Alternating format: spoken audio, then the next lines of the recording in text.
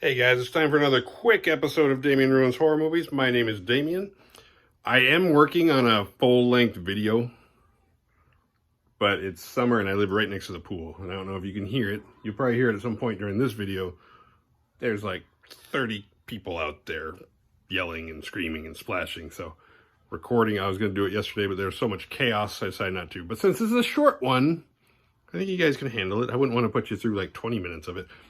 But once again, I don't know if you can hear it at all. Part of it, I've also been kind of lazy. But as usual, this episode is brought to you by Cool Dude Inc. I'm not going to do an intro, but don't let that stop you from going out over to Spotify and checking out the Whiskey Bats. I just finished watching Only Murders in the Building. I've been on the fence about this movie or TV show for a while because it's on it's on Hulu, and it's always pops up there. And it's got Martin Short and Steve Martin, who I liked both of those guys in the 80s a lot, but by the 90s, I kind of lost my interest in them.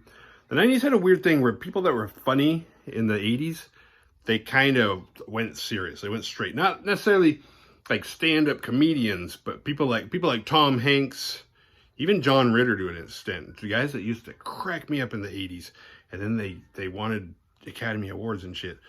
And they're still good, but those guys were funny, especially Tom Hanks. Actually, especially John Ritter was hilarious, too, if you go back and watch Three's Company.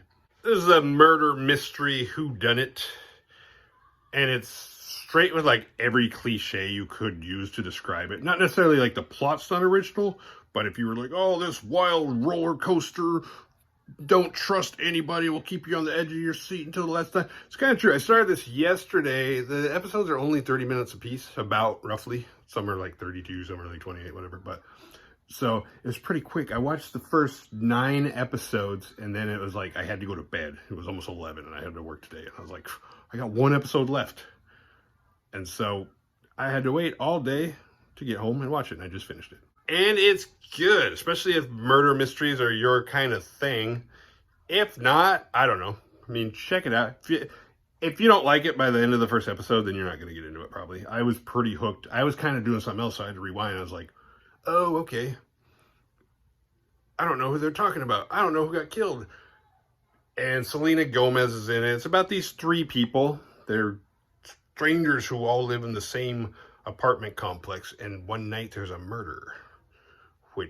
And a fire drill is pulled at the same time. And I guarantee you, I'm not going to give you any spoilers. I don't think. So these 3 unlikely people end up sitting at a table together because the restaurant downstairs of the apartments, I think it's connected or it could be down the street.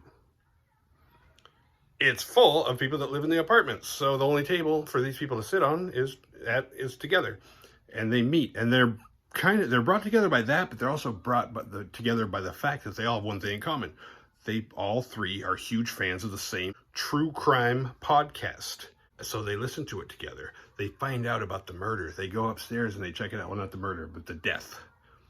And it's ruled a suicide, but they don't think it's a suicide. They think there's more going on, more than meets the eye. And they decide they're going to figure it out. They're going to solve this crime and make a true crime podcast in real time. And along the way, as they discover more and more about the person, the victim, the corpse, they find out he wasn't really liked by anybody, putting us in that situation of everybody's a suspect. Everybody has a different reason for killing him. And it takes us through this roller coaster where we go from person to person to person. And Sting's in it. I'm not a huge Sting fan by any stretch of the imagination, but he does pretty good in this. He's very likable. His character's funny. Especially, I like it when people play themselves and they're kind of assholes. It cracks me up. I was like, dude, you're playing Sting.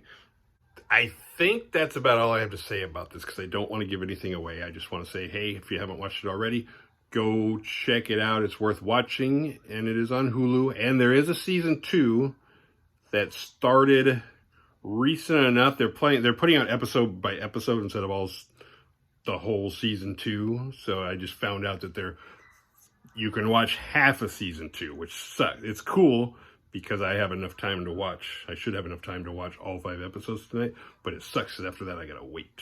But I think after I watch the next 5, I will give you guys an update on how season 2 is looking, which once again will not have spoilers.